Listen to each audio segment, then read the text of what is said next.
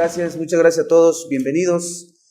Vamos a comenzar nuestra plática de este asunto, la nueva versión del CFDI, que nos ha causado mucha inquietud entre los contribuyentes, pero sobre todo los usuarios, los operarios de un sistema de facturación, los contadores, los asesores, porque pues vienen algunos cambios que para nosotros en la práctica pudieran costar un poquito de trabajo, de tiempo, el acostumbrarnos. La idea de la autoridad inicialmente era que esta nueva versión se utilizara de manera obligatoria a partir del día 1 de julio, que ya estamos a escasas 2 semanas y media, 3 semanas. Sin embargo, debido a justamente estas inquietudes, en donde incluso la propia autoridad llega a tener cierto nerviosismo, los hemos visto de manera directa cuando les hacemos la consulta o cuando los escuchamos a través de las conferencias que imparten en la serie de cuestionamientos y preguntas que se les hacen derivado ya de la aplicación directa de esta mecánica nueva del proceso de facturación.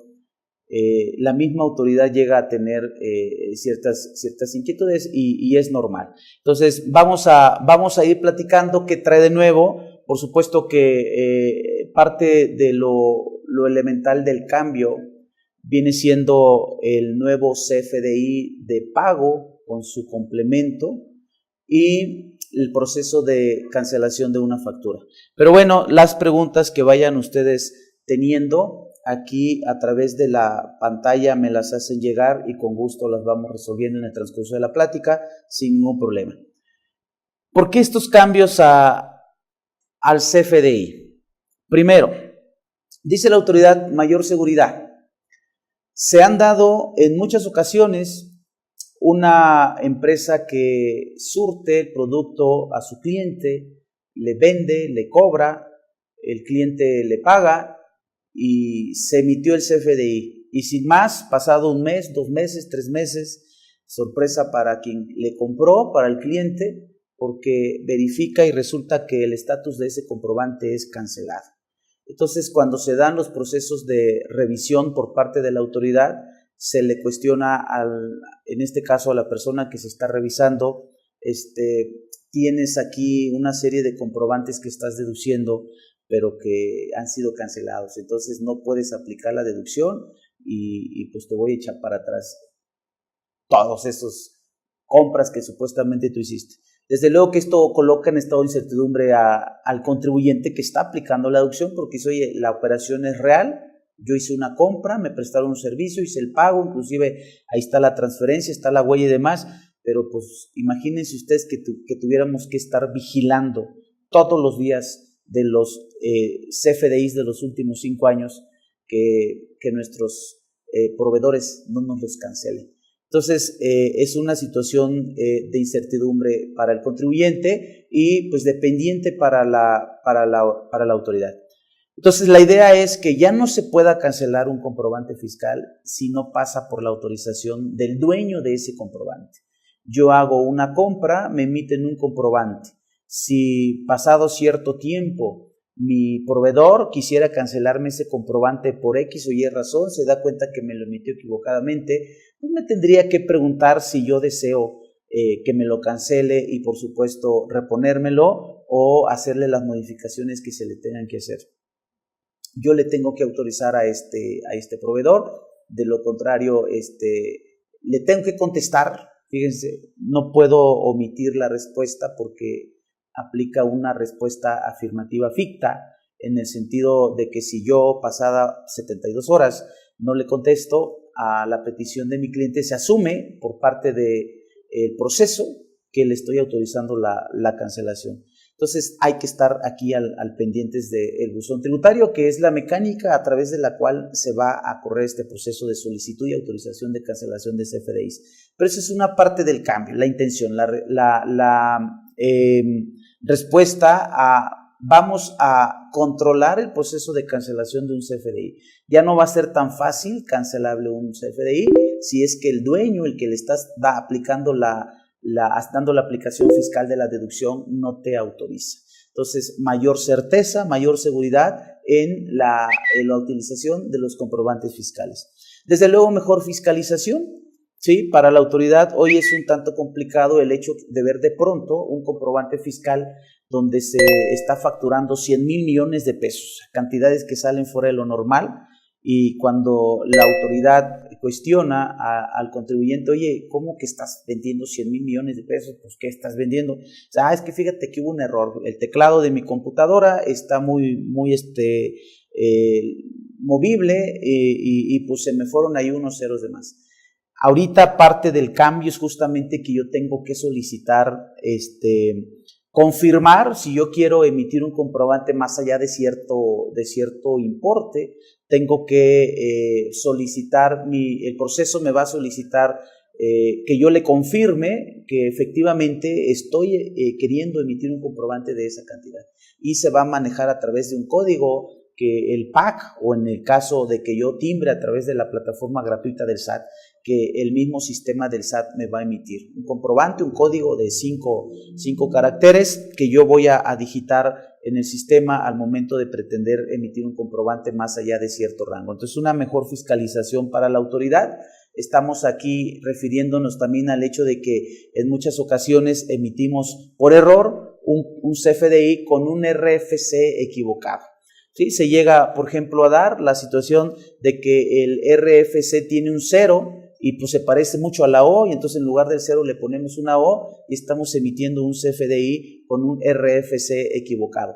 Ahora, si el RFC no existe en el listado que los PAC van a tener y que a su vez el SAT les va a hacer llegar, ese CFDI no se podrá emitir. Muy parecido a lo que ya sucede hoy con el CFDI de nómina. Si el RFC de mi trabajador no está en el listado de RFCs que el SAT distribuye a los PAC, simple y sencillamente no se puede emitir el CFDI de nómina. Así va a ser ahora ya de manera ampliada a cualquier tipo de CFDI. Entonces va a ser importante aquí que nosotros como receptores del CFDI, como emisores no tendríamos mayor problema, sino el hecho de decirle a nuestro cliente, fíjate que tu RFC pues para efectos del CFDI no existe, no es válido y no me permite, necesitas hacer la aclaración en el SAT, y simple y sencillamente hasta ahí se quedaría, y en todo caso estaríamos emitiendo un CFDI con un RFC genérico. Sin embargo, cuando se trate de que seamos receptores y nuestro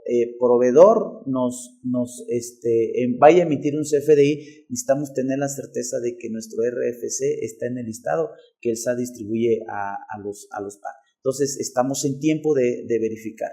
En cuanto a otra razón por la cual se dan los cambios es justamente la agilización de las devoluciones por parte de la autoridad. Ustedes saben que hoy yo solicito una devolución, la autoridad no me da un peso, sino me revisa 10, 15 veces la misma información, y parte de ella es justamente los CFDI. En la versión 3.3, la idea para la autoridad es que en un proceso más automatizado, la devolución que yo estoy solicitando del IVA, del impuesto de la renta, etcétera, tenga una respuesta más rápida, más pronta por parte de la autoridad. Dentro de estas otras razones, estas serían las más fuertes para la autoridad del cambio. Esto no es nuevo, la autoridad tiene ya desde el 2015 la intención de actualizar, tenemos la versión 3.2 desde esas fechas, actualizar a 3.3 desde el 2015. Por X o Y razón se ha venido aplazando, teníamos ya la intención de que se hiciera a partir del 1 de julio, sin embargo, parece que sí vaya la nueva versión 3.3 en un proceso de aplicación simultánea entre 3.2 y 3.3, en lo que te empiezas a acostumbrar a la nueva versión, el nuevo CFDI de pago, el uso de su complemento, etcétera. Puedes seguir facturando o emitiendo CFDIs con la versión 3.2 en lo que le picas al sistema, ¿no? Vas aprendiendo, le vas checando. Entonces, esta es aquí el asunto en la versión 3.3. ¿Cuándo existe la obligación de expedir un comprobante fiscal? Este dato es importante porque ahorita que veamos el CFDI de pago, vamos a ver que dentro de la disposición para la emisión del CFDI de pago hay un asunto ahí un tanto cuanto ilegal. Ahorita yo se los muestro, pero miren, la obligación de expedir el CFDI, ustedes tienen en pantalla las razones que inclusive están fundamentadas, está en ley, en Código Fiscal. Por los ingresos que se perciban. La ley del impuesto sobre la renta en distintos artículos, porque hay distintos tipos de contribuyentes, persona moral título 2, persona moral título 3, personas físicas en capítulo 1, capítulo 2, capítulo 3. Distintos tipos de regímenes fiscales para personas físicas y en morales título 2 y título 3. En distintos artículos, la ley del impuesto sobre la renta establece la obligación de emitir un CFDI por los ingresos que se estén percibiendo.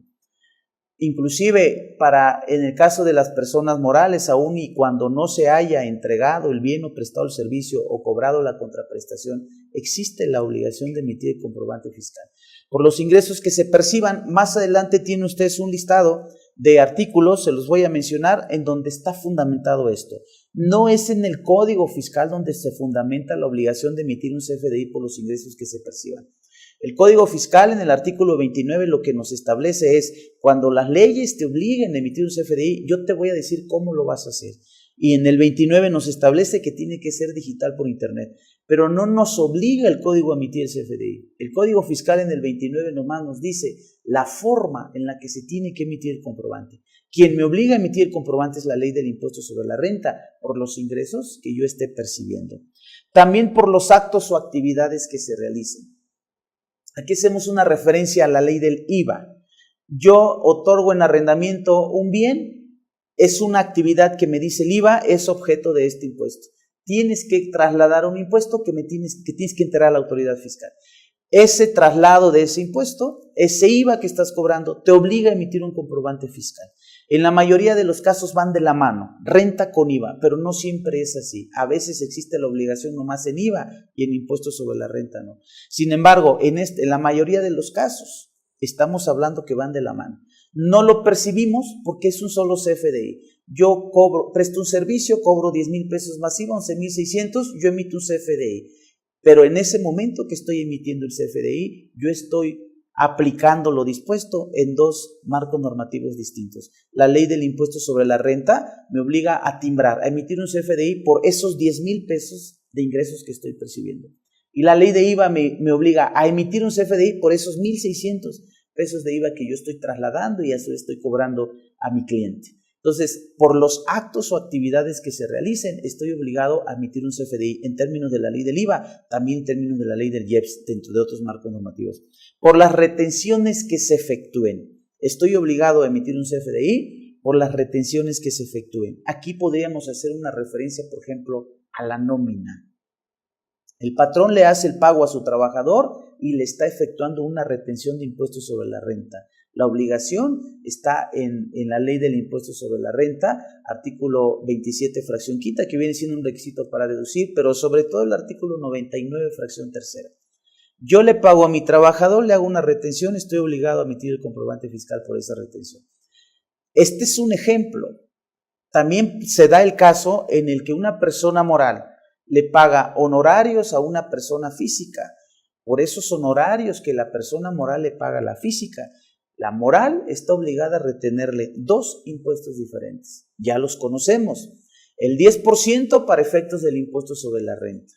Le pago 10,000 a mi prestador del servicio, yo soy persona moral, ese prestador de servicios me cobra, estoy obligado a retenerle el 10% por efectos y disposición de impuestos sobre la renta. Pero a su vez, por el IVA que me está trasladando, yo tengo la obligación, conforme al artículo 1A de la ley del IVA, de efectuarle la retención de las 2/3 partes del IVA. Por esas retenciones que le estoy haciendo a mi prestador del servicio, tengo la obligación de emitirle un CFDI. Fíjense, en la práctica, cuando una persona física le presta servicios independientes a una moral y a su vez le emite un CFDI, hay una retención que se está manejando de dos impuestos distintos y que ya les mencionaba, impuestos sobre la renta e IVA. Por esa retención que la moral hace, tiene la obligación, conforme a la ley, de emitir un CFDI. Pero en la práctica, en la mayoría de los casos, no se emite este comprobante fiscal de retenciones. ¿Por qué la autoridad no está imponiendo multas? Porque no se emite este CFDI de retenciones, porque hay una facilidad en la regla miscelánea. Básicamente la regla 2754, en donde se establece que cuando el prestador del servicio en el CFDI que emita desglose las retenciones, se podrá omitir por parte del que recibe el servicio la emisión del CFDI de retenciones. Hablamos que esto se aplica en el caso de honorarios, en el caso de arrendamiento, pero fíjense que no aplica así, por ejemplo, en dividendos. Si se llegara a pagar por parte de una moral dividendos, si llegara a efectuarse alguna retención, existe la obligación de emitir un CFDI de retenciones. Entonces, en algunos casos sí se libera al pagador, al que está reteniendo el impuesto, conforme a la regla miscelánea 2.7.5.4 de la obligación de emitir el CFDI. Pero en algunos casos no existe esta opción. Entonces, existe pues esa obligación por las retenciones que se efectúen. Y dos aspectos básicamente adicionales a esto que viene siendo como que la mayoría de los casos. Por los ingresos que se perciban, por los actos o actividades que realices y por las retenciones que efectúen. Adicionalmente, dice el Código Fiscal, vas a hacer una bonificación, vas a hacer una rebaja, vas a hacer un descuento a tu cliente, tienes la obligación por ese descuento emitirle un CFDI. En el artículo 29 del Código Fiscal de la Federación aparece esa disposición. Por las devoluciones, descuentos y bonificaciones que hagas, estás obligado a emitir un CFDI, o por las devoluciones que recibas o por las bonificaciones que efectúes, descuentos. Y también por el traslado de mercancía. A veces pensamos que la obligación es nada más para aquel que se dedica al autotransporte terrestre de carga, de emitir un CFDI de traslado. Sin embargo, si yo tuviera una sucursal en algún otro estado del país, si yo estoy ubicado en la Ciudad de México, ahí está mi corporativo, ahí está mi domicilio fiscal. Si yo tuviera una sucursal en Oaxaca, por ejemplo, y me dice el responsable, el administrador de mi sucursal en Oaxaca, oye, necesito que me mandes 20 escritorios de estos nuevos que estás promoviendo porque ha despertado el interés aquí entre la población y nos están preguntando por esos escritorios. De mi bodega principal en mi corporativo, yo muevo mercancía hacia una de mis sucursales. Yo tengo que emitir un CFDI de traslado. Fíjese, ese CFDI de traslado va en ceros, no sirve para deducir. Es un comprobante fiscal que se emite en ceros. Sin embargo, yo tengo que describir, ese es el motivo del CFDI de traslado. Tengo que describir la mercancía que estoy moviendo de un lugar a otro. Y esto lo hago a través del CFDI de traslado. Yo corporativo no le estoy vendiendo a mi sucursal. Nomás estoy moviendo mercancía de una de mis bodegas a otra de mis bodegas. En estos casos emitimos el CFDI de traslado. Más adelante viene una regla miscelánea en donde aparece esta disposición. Si no mal recuerdo, es la regla 2719. Entonces, en términos de esto, hablamos pues básicamente 5 aspectos en los cuales estamos obligados a emitir el CFDI. Por los actos o actividades que se realicen, por los ingresos que se perciban, por las retenciones que se efectúen, por las devoluciones que se reciban, descuentos o bonificaciones que se hagan y por el traslado de mercancía.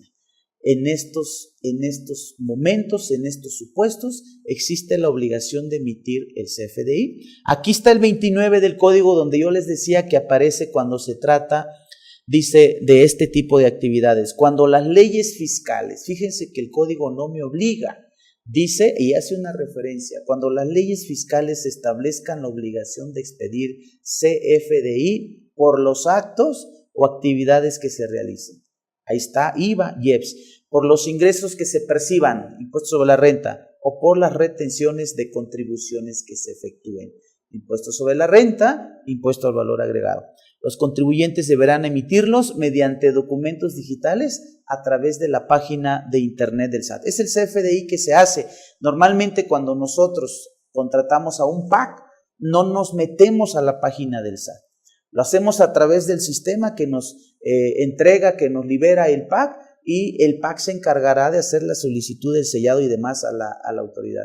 nosotros no nos metemos a la página del SAT. Sin embargo, cuando no tenemos un proveedor de estos, entonces lo tenemos que hacer a través de la página de internet del SAT, porque esa es la manera en la que nos dice el artículo 29 del Código Fiscal que debemos emitir el CFDI.